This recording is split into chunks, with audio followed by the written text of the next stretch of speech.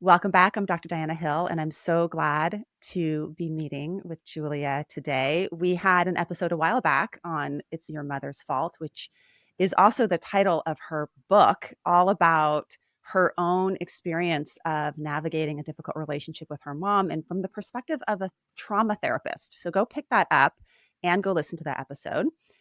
Julia is well known on Instagram. She has 187,000 plus followers under the handle My Defining Moment. I love seeing her on her Peloton, sweating it out, walking her dog, but also giving us really genius skills, tools, useful things to apply to our lives to make them better, more functional, and wiser. And she's also a good friend of mine. So this is a little treat for me. It's a gift I gave myself, which is who do I want to talk to on this show? Julia, hi. Good to see you. Hi, it's so nice to see you too. Yeah. And Bright sunny day there in California, I can see. bright sunny day, fall day. hmm We usually talk early in the morning. It's like 6 in the morning my time, usually around 9 your time. You're on the Peloton, I'm walking, or we're all doing different things. But I am curious about your genius and what you see as your particular genius. And then we can talk about how we can use our genius wisely with anger and overwhelm and all that. So I feel that one of my strongest geniuses is assertiveness, which many people shy away from because they're afraid of conflict and confrontation. And to be fair, I used to be afraid of it too because I wouldn't have always described it as assertion. I would have described it as anger/rage, which when I used it would be unpredictable, uncontrollable, and sometimes unsafe. So I've now been able through my work and my journey to call it assertiveness because I can stand grounded in the truth of the moment and be able to use my voice in a way that not only advocates for people every day, but also for myself in situations too. Yeah, I remember you saying at one point you grew up with a baseball bat under your bed. That was part of the experience of your childhood. I think about that often. Recently, I was at a family gathering and there were old pictures everywhere. And it made me think about my childhood home. And my father, who was a welder, he put bars on my bedroom window. They were white and they had beautiful red roses welded into them that he detailed. But I had bars on my window. So there was always access to baseball bats, lead pipes, anything you needed because we lived in a city that was very unpredictable. So we were vigilant. Mhm.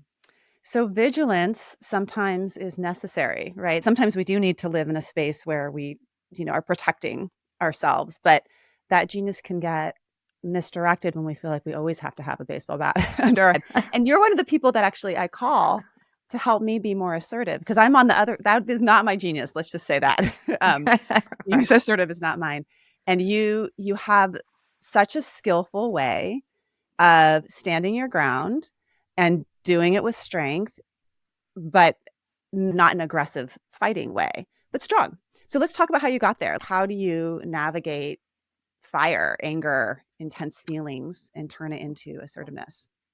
It took a lot of time, lots of therapy, and then training and education, and then practice in this clinical world. But it started with handcuffs, unfortunately, because I didn't know how to use it correctly. And I would often find myself, my first stream of consciousness is to fight. So if I'm feeling attacked or under attack, I'm going to fight and not really care about the consequences that might come from that. So I got to this place where my strategy of my impulse or my knee jerk reaction of fighting was just not serving me in very useful ways. And legal proceedings are very expensive if you don't know that. So I thought, I really need some help. I really need some help regulating myself. This can't be the way that I am. And it was the way that I learned to be because my father was this way and my mother very much could be this way too. So I know I very much picked up the behavior, but as I was becoming an adult, it wasn't serving me. And so I learned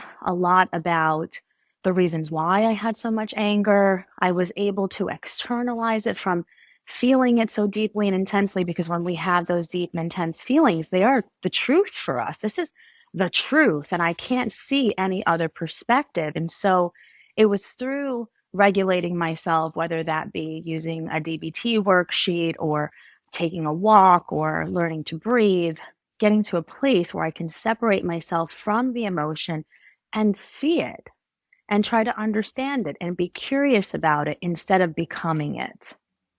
That's Mhm. what changed me. Mhm. But when we're in it, when it's like so strong, what's the first step there to get us that little Well, bit of breathing space? I'm always looking for physiological cues. I'm always watching my heart rate. If my heart rate is elevated, I'm going to grab an ice pack. I'm going to go to the nearest bathroom. I'm going to run cold water over my wrist and tap my pulse points with it until I can get my heart rate down because I know what's happening to me and I'm no longer afraid of it. So I feel that so many people, they experience the emotion and then they're afraid of the emotion or they're judgmental of themselves for having the emotion. I've learned how to say, hey, rage, you're Mhm. here. Okay. And that space is what helps me to tend to it because I don't need to judge myself for the place that I'm in. I need to partner with myself. I need to be that caring, compassionate friend to myself. And when I make that commitment to me, then the way I approach all of my genius energy is going to shift. There's no room for the judgment of why I'm here. The anger at myself, that's not helpful. And that's what I've learned to say to myself is, Julia, that's not helpful. Can Mhm. you be helpful in this moment? You're monitoring, you're mindful of your own body state. And then you don't when it starts to get away from you, Yes. that's when you slow things down and you take a pause. You don't just let it kind of become this freight train because there is a point where your anger can get so strong where the best thing to do is just step away, step To outside. step away. I remember Yes. I had a client, I had this couple in my practice and they got angrier and angrier and angrier. And then at one point, the husband ripped off his shirt and the buttons went flying in the room. And it like that was a moment where it was like, okay, and now you need to step outside. It was not, let's talk about what makes you angry or understand this, or it was just leave now. So Right. sometimes we have to do Take that a when we're, walk. yeah, take a walk, when we're like button ripping off the shirt. That's the first, that's the ice packs on the face. And some of these are DBT skills that you're talking about that are about distress tolerance, which feels sometimes when people hear that, that feels anti act because act is all about embracing discomfort. But actually, what act is about is doing what works. Right. I have to Yeah. triage through DBT. I'm triaging Yeah. before I can act. Exactly. Right? Because I've Exactly. lost the ability to tap into my prefrontal cortex when I'm in that state. It's like the cortex is down. There's no I'm an animal at that point. So I have Hmm. to understand how to regulate the animal in me. So Hmm. first the DBT triage and then we can act. It's Yes. what I feel. Yeah, so DBT is dialectical behavior therapy. It's a approach that was developed by Marcia Linehan. And you just read her memoir. I had some experiences with Marcia when I was a graduate student. This force, she was a force, and she had her own complete difficulties with dysregulation herself, emotion dysregulation. And that was the genius that led her to be able to create this incredible program that integrates Zen Buddhism and behavioral therapy and really concrete skills to help people live a life worth living. So tell what was the memoir like that you read? Well, it really just helped me understand how she got to this place of DBT and the way that she was able to land the skills because she was the reason why she needed them. And I feel like as clinicians, if I'm applying it to myself first, I'm going to be that much more successful at applying it to others because I can relate to the distress in such a significant and severe way that might end you in hospital. So that what I learned through Marsha's story is her openness and her transparency about her own struggles and suicidal ideation and attempts that were failed, thankfully, or we wouldn't have had this great tool to use on so many people that are in these states of helplessness that don't know any way out other than to harm themselves or attempt to harm themselves. So, in her book, she tells so many wonderful stories. And one of my favorites is when she talks about using strategic helplessness, she calls it. And she says, don't use your use your strategic helplessness on occasion when you need it. And that is something too that I carry with me because there's a level to me. I can go from Mhm. 0 to 100. I like to live in the 50s, but I know what I can do. So, depending on the circumstances in front of me, what's happening, I'm able to use my helplessness strategically on occasion to get things that I need done. Yeah, you're in charge of that dial, which is so different than the dial being moved for you and feeling like you're just, in it. Yes, You're in charge of the dial, and that could apply to anything, right? It could apply to strategic niceness, strategic correct. people pleasing. We think people pleasing is bad. We label all of these things as good or bad, as Right. opposed to when does it work and why are you using it? And are you the one that's choosing to use it? People Correct. pleasing is a fantastic skill to have in life. Correct. If it's You not can tell not what run people want. unconsciously. Yeah, if you're doing it Right. consciously and it's functional for you. Same thing with being nice. I mean, being overly nice and feeling compelled to be nice all the time can leave you feeling powerless. And being nice, being conscientious can open some doors for you. I was just in the airport. If you're nice to the ticket person behind the counter, they will be nice to you back. They will let you carry your giant bag that's overflowing with too much stuff on the airplane, which is my case. But if you're not nice, if you're bratty, you're not gonna get what you want. So It's yeah, so true. Yes, agreed. let's go back to overwhelm. We have this collective overwhelm, I think, right now, cultural overwhelm, cultural anger, um, divisiveness. It's in our families, it's in our own selves, but then it's much bigger than that. I was just traveling. I had 50 clinicians from all over the country in Arizona. We were out in the boonies, like a 45-minute drive from any civilization in the desert of Arizona. 50 clinicians, and they were from all over. So there was only like three or so people from the same state. And when we opened up this 5-day, I think it was like, yeah, 5-day training together, I was really worried given the state of our divisiveness. How is this going to go? How is this going to go? It actually was phenomenal because when we strip away and we see ourselves and each other as humans, then we can kind of drop the story of right and wrong. But how do you work with that when you're working with clients that are kind of either caught in the I'm right, they're wrong, or thinking more, bigger picture in terms of our country? Yeah, and this came out this yesterday during my live. There were lots of comments about, well, how do you just let people continue to sit in their lies and they're sitting in their lies and they're spewing their lies? And what do you do about those and their lies?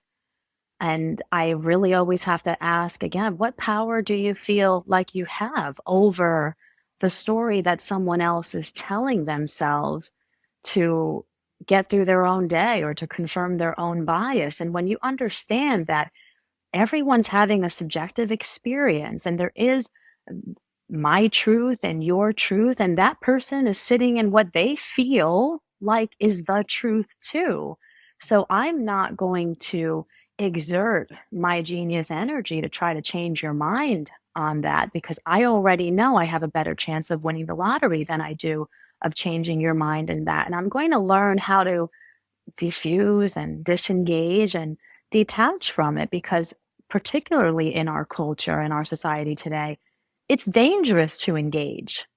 I want to go home tonight is the Mhm. other thing that I tell myself. So I pick and choose the places where I can participate, where my voice might be heard, and I accept that everyone has a story that they tell themselves every day, and that has nothing to do with me. I can't change it. I can generate all of this anger and rage and momentum and send my body into illness, or I can say, wow, that's really interesting that that's what's going on over there for you.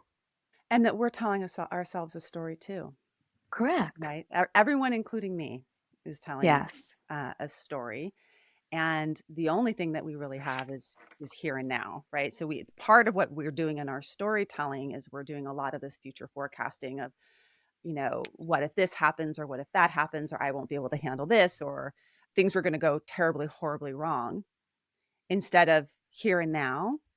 how am I handling things right now? A lot of people will say things like, I can't handle it, or I won't be able to handle it, or I die of anxiety, or I'm going to burst at the seams from anger. I've never seen anyone die of anxiety or burst, blow up at anger. You don't Right. actually blow up. You feel an intense feeling in your body.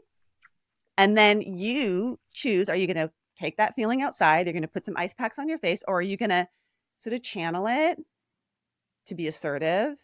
Because it's all energy, right? It's the story that we add to all of that that causes a lot of the problems, and then the actions that we take from that story. That's right. Yeah. That's right. And are they hurtful or are they helpful? And then again, and then what's next? And what are you going to do then? And like in my book, it's your mother's fault. Now what? Now what are you going to do? We're in this place, and what are you going to do? Back to my childhood home, I got baseball bats and lead pipes, and I can protect myself best that I can. But what am I really going to do Mhm. Yeah, so to my get childhood through? was no baseball bats, no lead pipes, a whole lot of privilege, and don't get angry. You kind of hold your breath and you smile through it. Oh, And that has its own consequences, because you're holding your breath and smiling through things that are harmful, and you're internalizing it, can turn into stress in the body. A lot of anger suppression means it could pop up in other places when you aren't expecting it. And people also sense it. They sense there's an inauthenticity there mhm. when you're stuffing it. So that's the other extreme. Do you ever struggle with that, Juliet? You don't struggle with this. No, I grew up in a household where you can flip a table if that's how Oh. you needed to, the movie that best describes my life is Goodfellas and A Bronx Tale. So this is the type of environment that I was in. We used our anger to protect ourselves because we were always in a place of having to protect ourselves in Mhm. the inner city as immigrants, my parents who didn't speak English. So we were always ready. We were Mhm. always on hyper vigilant alert. Now it takes a whole lot to get me to that state. In fact, I was in Italy this summer and we were stopped at a gas station getting sandwiches because that's the best place to get sandwiches is in the gas stations in Italy. And while we were coming back to the car, somebody's tire blew out. I mean, it was like, pow. Mhm. And I was like, I just turned, I was like, oh, wow, that's interesting. Nothing happened. Me 10 years ago, I could have run I would have ran for the hills or I would have tried to attack the car. Something would have happened where I would have overreacted to that. But now I don't want to give my genius energy or my power away to things that are really outside of my control. So I'm just learning how to assess the situations a little differently and recognizing that I might not need to go to 100. I have the knob Mhm. now, right? And I've been allowed in my childhood to express anger any way that I wanted to. Probably not very healthy at all. However, it served me in life. But now it's more of again, why am I going to get my body sick over something that I can't change and I can't do anything about? So I'm always thinking about that in the spirit of longevity. Is this going to age me prematurely? Right? What were we talking about with aging? We were talking about something around aging the other day. You Listen, get all this stuff done. I'm going to be ridiculous. I'm just letting everybody know already. I will be ridiculous.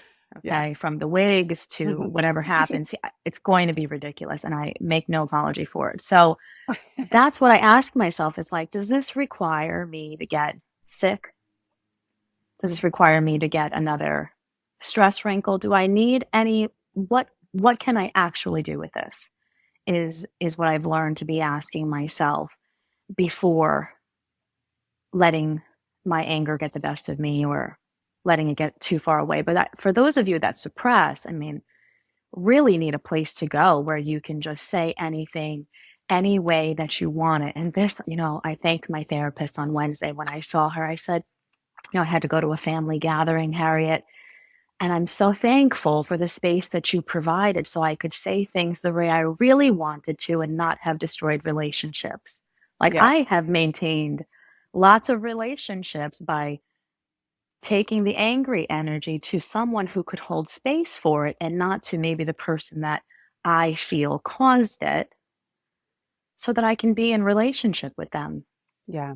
And that person, you choose them wisely, not someone that's going to feed it. They're not going to add kindling to it, add to your story, because we've all done that before where we've Yes. made someone angrier because we're feeding it.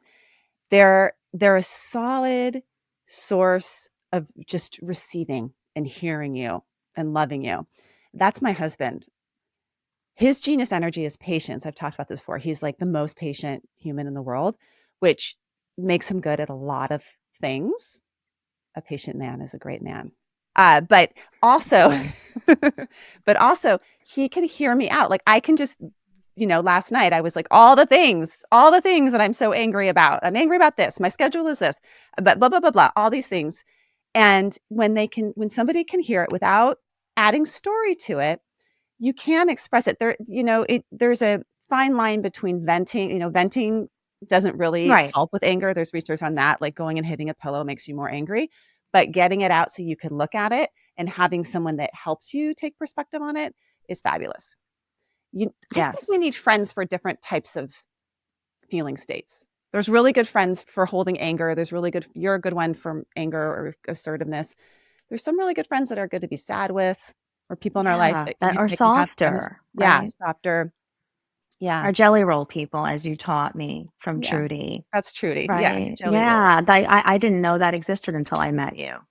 Yeah. 'Cause every time I called somebody, like, you know what? It could have been worse. Should be happy that you had that. And it's like, ah, Yeah. yeah. That Yeah. that that could happen too. So going back to the climate that we're in and this space of unpredictability and is future forecasting that may or may not be true. So what do you do today? I mean, depending on how big your house is, maybe you'll go get an extra bag of rice or two. I mean, I don't know how far people take it with the catastrophizing because they're taking it pretty far. I Mhm. got a couple extra cans of beans, an extra bag of rice, but what am I going to do other than be here with myself now and breathing and noticing and trying to shift my perspective to the beautiful colors of fall here in the Hudson Valley in New York, aside from what might happen 2 weeks from now. I don't know if I'll be here. I'm here now. Mhm. We're picking up on each other's threat systems. And if you can do what Julia is doing, which is paying attention to your own nervous system and take care of your own nervous system, then that will spread to, you know, the immediate people. You are not in control of what other people, how they Right. respond, but increases your chances of not having blowups if your nervous system is in a regulated space. I'm teaching the middle school son's life skills class today. Mhm. So cute. And in their class, I have all these slides about what is toxic positivity and messaging that we give people around anger versus it's understandable that you're angry. Right. It And makes that's sense you're it. And angry. that That's all you neutralizes need. it. Yep. That's right, versus those disqualifying statements or my father's favorite, which was always like, "Who cares?" Like, anytime presidential elections come, I'd be like, "Dad, what's gonna happen?" He'd be like, "Who cares, Julia? You gotta go to work on Monday, okay?" That was always his response, right? And so, there's a little bit of that in me too. It's like no matter what happens, wherever way we go, I'm going to work the next day. Mm, Nobody's coming to pay my mortgage, student mhm. loans. I gotta do this anyway. So you kinda Right, so I like the who take that. cares. It kinda It help it's like helped. a It helped a yeah. bit, and Mhm. it really, again, puts a lot of things into perspective, particularly since my football team has lost 6 games in a row. Like, again, they're not gonna pay the bills for me, so I'm not gonna allow it to keep me up at night, to ruin my whole Monday because they lost again. So, it's all of this story that we carry about these losses that we take, whether it's our favorite team or whatever might happen tomorrow. Like, life is going to continue. I mean, there's such great books. I think the Bible says it too in the book of Ecclesiastes. There's nothing new under the sun. We've been here before. It just looks a little different. And we get through it. And life goes on. And we keep moving. Mhm. And what's in front of you right now? And what's in front of you? Yeah. Yeah. What's in front of you? What's most important? Where are you putting your energy? Uh, Sometimes what's in front of you is your kids or your job or your own health crisis. Or the neighbor. Or the neighbor. And you just take a moment to pause and to smile and to say, good morning. Nice to see you. Right. So how do I maximize that moment? I remember Ram Dass would often say in his lectures too, can you wake up in the morning choosing integrity as a way of life and not being attached to anything else that happens afterwards? I wake up in the morning and I put on integrity and I make a commitment to be the best version of myself as I can today and not attached to the fruits of my labor. Mhm. What would it be like to live more like that? How much less would we be carrying around that's dragging us down, that's creating illness and stressing us out? How much less if we could just wake up in the morning and make a choice about the kind of people that we want to be, and whoever receives us well does, and whoever doesn't, doesn't. And I'm okay either way. Who cares? Who Is that what cares? your dad said? He, he would say in a heavy accent, he would say, who care, Juliet? Who care? Who care? The things that our dad tells us that, it's just, like, stuck in your mind for life. Yeah, Yeah, and it's helped me through yeah, such challenging moments in life too, yeah, because I can hear him, even 7 years after he passed, and I'm uh-huh. like, I hear you, Daddy. Who cares? Yeah, but here's the thing, you're shaping that memory to work for you. So there's Yes. an active shaping there too. We can take whatever our parents tell us, and then we can turn it into a story. Like, "Oh, that was my dad saying that he doesn't care," right? But you're shaping it in an active Right. way so that it supports you with your life and integrity. Right. And that Because I mean, his motive that's sort of a benefit of the storytelling mind. Again, the Right. storytelling mind is not bad or good. It's just who's in charge of it, And who's that choosing that's it. the thing, right? If Yeah, anybody else were to hear that story, they would assign this motive to my father's behavior, maliciousness. It's like, yeah. listen, it's a post-World War II baby, like 10 Mhm. siblings. He went to work at 12. Like, don't what can we expect Right. in that arena for him to be able to nurture and attune to me? I mean, this personal development and attunement work was not a thing for them. Mhm. Right. So I can't take it and be like, wow, look at my dad, how awful he was forever. Now I'm like, oh, I see what you meant by that. Yeah, Yeah. I don't have to take everything so personally, right, Dad? That's what you meant by that. I right. don't have to take everything so seriously. Life is not the ER. And in some ways, that was your dad's genius, right? I think about my mom, she goes into crisis really quickly. She's like a firefighter at my house. She'll come and, like, rush in if anything is going wrong with my family, which is very helpful if you push that button when you need it, because my mom will be here in 2 minutes with children's Tylenol. But it comes from her history, right? It comes from Right. growing up with her father was suicidal her whole life, bipolar disorder, these things that shape who she is that now show up. She knows how to do a crisis well. It's just that when everything becomes a crisis, it's a problem. So It this is could where be. we can, yeah, we don't have to get rid of these parts of ourselves. We don't need our parents to change. It's more that we learn how to work with them in a life that is a life of integrity, using what we got to be as effective as possible. And you can do that through the Marsha Linehan DBT, or you can do it through ACT, or you can do it your own way. It doesn't really matter what way you do it, but it's more of a process of attunement and channeling your inner resources effectively. Right.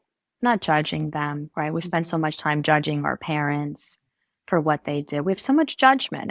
Somebody's always on the witness stand. We're always prosecuting, if not ourselves, somebody else. And I'm saying, what would happen if we became the defense for once? If I were the defense attorney instead of the prosecutor for my mother? That's what really helped me understand her a little bit better. And again, I don't have to create a story and don't have to. We could do so much more relational recovery work if we could be the defense and not the prosecution. Okay, can we spend some time about anger at Let's parents? do it. Yeah. So many clients that are uh, angry at their parents, or just really have a hard time being around their parents. It's like they get under their skin. It's so difficult to be in their presence. And then their parents are aging, right? So they feel this obligation to have a relationship with them, but it feels so uncomfortable and toxic. Tell us about where you're at with your mom. You were estranged from her for 10 years. You found I your way had a back. hard time being in her presence too. Yeah. I had a hard time. So I need a little space, and A 10-year break. a decade felt appropriate to work through the anger that I had because she was unable to validate or empathize with my lived experience of life without it triggering her own shame, her own guilt, her own self righteous indignation, or whatever it is that my negative experience represented. So, and in my case, when you have parents that left Italy at 14 to go work in Stuttgart and Libya and escaped Muammar Gaddafi, it was very hard to have a bad day. I was in private school. There was not a Mhm. lot of space for me to have a bad day. And I was so angry at that because I felt invisible, which you might often feel in families where they had it worse than you did and they provided you with a better life than they had, and they feel like they did their part. So, you know, if you're still getting triggered, then you have to work on your triggers. That's not your parents' responsibility. Nothing is going to change my mother, Carmela. She still says some of the wildest things, unhinged, Yes. and now, again, I'm just stepping up and I'm, wow, that's really interesting. Or I can see how you could feel that way, mom. So I don't try to talk her out of her feelings, just like I don't want to be talked out of mine. And what I often see in adult relationships with their parents is you want them to admit that they're wrong. You want to talk them out of how they feel. You don't want to be talked out of how you feel, but you want to talk your parents out of how they feel. And why are you doing it like that? Well, why do you think like that? Well, why don't you look at it this way? Why don't you leave them alone and mind your business? Instead, it's that perspective is going on over there and this one is going on over here. And you don't have to change it. It Can I is. can I highlight something that you just said? Go ahead. You need to work on your triggers. It's not that they're gonna stop triggering you. And No. I think we're expecting some kind of trigger warning. We're shocked. We're shocked that I've told them 10,000 times that this is not helpful to me, and I can't believe they're still saying it. I was so assertive. I talked it through with my therapist. I went in, I said all the right things, I used all the skills, and I can't believe they did it again. Maybe work on your with your therapist, the On assertiveness acceptance. on acceptance. Like that the outcome is Yeah, not going to be the way you thought because you yeah, checked every box on the skill sheet. right. It doesn't change them. And that's the space is how can I be okay knowing that you're not going to change? And that's not about me. And acceptance of what happens internally for you, because that may still happen. Your parent may say the thing or do the thing that they've done a million times that is hard, and then your insides will respond.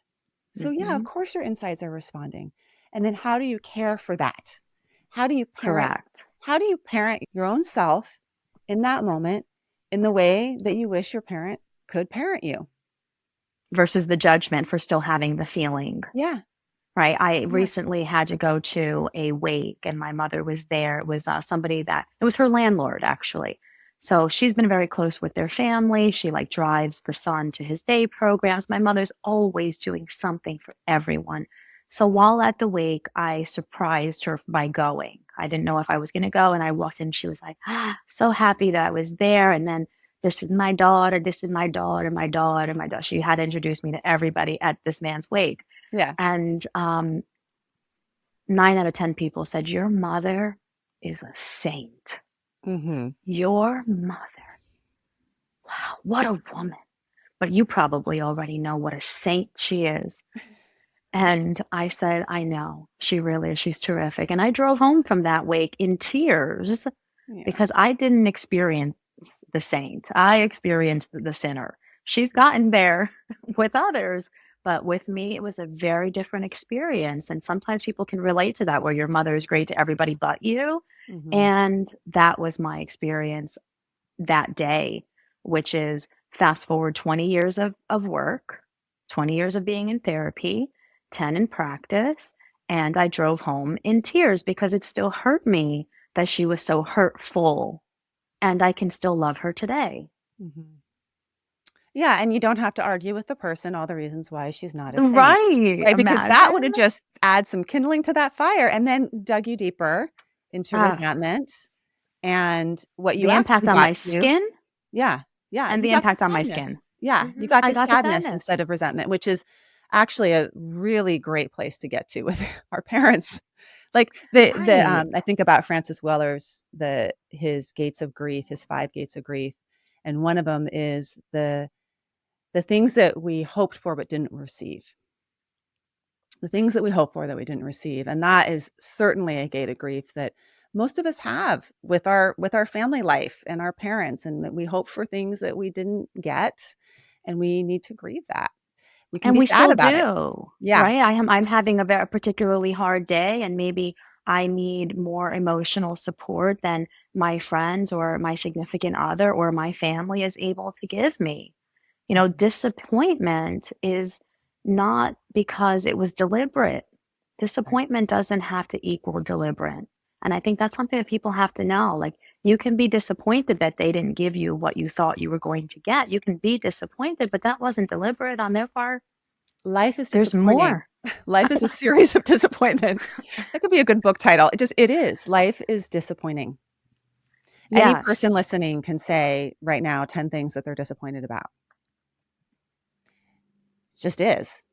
You don't Right. have And to what fix energy it. are you going to Yeah. carry? Yeah, what energy Right. you carry around it. Mhm. Right. And it's disappointing. It is. Let yourself feel it. It's disappointing. You don't have to stay in it, climb into bed and be disappointed. Everything is so disappointing. And you can say, "This is disappointing. I can feel that."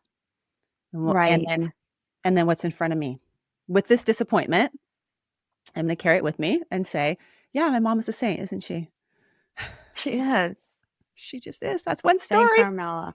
Yeah. But the thing, that I love so much is I've done so much research on the lives of the saints. I've done them all Mm, because of my experience with Catholicism and needing to know more.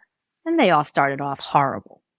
They were all just praying to them. crazy Like life. Saint Yeah. Augustine had an illegitimate child. Did anybody know that out there? I mean, I needed to know that so that I could reconcile with some of my poor choices too and still be okay with myself and not forever condemned, right? There's so much self condemnation, which then causes you to see the world that way. And then you're leading with eyes of judgment everywhere you go. And I'm saying, who asked you?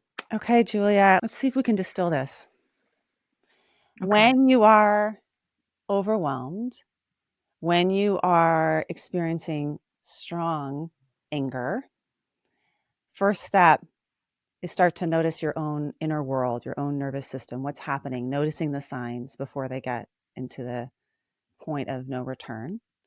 And then do something to center yourself, is what I'm hearing. Whatever Yeah. that thing is, you practice, you can try all sorts of things of what it is that maybe it's stepping outside and taking a moment, or it's your own breath, or it's the intense centering practices that come from DBT, cold Yes. water. Yeah. Right. Yeah. And Right. then noticing the story that you're adding to it that's making it worse, the judging, the future forecasting, the they are, I am, all that kind of stuff. Step back from the story and then do what's in front of you. Act with integrity. Yeah. What's here right now What's that is here? going to work, that's effective, not how I I wish it would would be. Yeah. I would add a piece of reassurance. There's a mantra that I would say to myself Mm. often, which is, you're okay. We're okay, acknowledging my inner family. I got you, reinforcing this version of me at the helm right now. She's got everybody safe. So you're okay. We're okay. I got you. And I Mhm. feel that lots of people are reassurance seeking. They don't know that they're okay. They don't know they're going to be okay. And they're seeking outside of themselves to be okay. And that is where we're needing to trust more that you're going to be okay. You've gotten through 100% of your bad days. Where's your breath right now? Can you find that? Can you wiggle your toes? Can you plant your feet down? Can you breathe? Right? You're going to be okay. This is why I call you at 6 in the morning, Julia. I'm so glad it's 9 my time because I'd never answer at 6. Often I'm crying. Sometimes you're crying. It goes both Right. ways. It goes both It's ways. true. Yeah, it goes both It's ways. true. And cry, right? Yeah. The nervous system, sweat, tears, orgasms, have them often. Mhm. Help yourself to feel better when the system is overloaded versus Yeah, judging the system for being overloaded. yeah. Find a patient person that can help with all of those. That's a good one. Good one. That's a good one to have. Uh-huh. Uh-huh. Yeah, that off sometimes you can't do it just on your own. You need some co-regulator out there That's okay. and find your And that's co-regulators. okay. Yeah. Right. And your corgi, in my case, my dog, right, who's with me more Mhm. often than not, he can be a co regulator. I taught him hugs. Mhm. I do this, I say hugs, and he gets up And it's this little co-regulation system that we have going on here. So, Yeah, you my know, Labradoodle's more anxious than I am, so I do not co-regulate with the Labradoodle. They're nuts. But yes, whatever your my bees are co-regulators. So this is good. This is good, and hopefully you have a little pocket of resources that you can take away, whatever overwhelm you're in, whatever disappointment you're in, because life is overwhelming and disappointing, and it doesn't turn out how you hope. And you're okay. yeah, We're okay. I've got you. Yeah, I've got you. that'd be a You're great okay. thing to tell someone when they're in distress as well. Teach them that all the time, right? Hands on your chest. I've got you. Thank you, Thank Julia. you. You can Thank learn you. more from Julia. Go to My Defining Moment on Instagram. You can learn a lot from her there. Pick up her book, It's Your Mother's Fault. And go listen to our last episode, which was so great if you want to hear more about the story and all of the background between Julia and her relationship with her mom. But stay tuned. She's doing big things right now. You're going to see her in major media. So keep an eye out for Julia. Thank you. Thanks so much for having me. Thank you so much for listening to this episode of the Wise Effort podcast. Wise Effort is about you taking your energy and putting it in the places that matter most to you. And when you do so, you'll get to savor the good of your life along the way. If you would like to become a member of the Wise Effort podcast, go to wiseeffort.com. And if you like this episode and think it would be helpful to somebody, please leave a review over at Podchaser. I would like to thank my team, my partner in all things, including the producer of this podcast, Craig, Ashley Hyatt, the podcast manager, and thank you to Ben Gold at Bell and Branch for our music. This podcast is for informational and entertainment purposes only, and it's not meant to be a substitute for mental health treatments.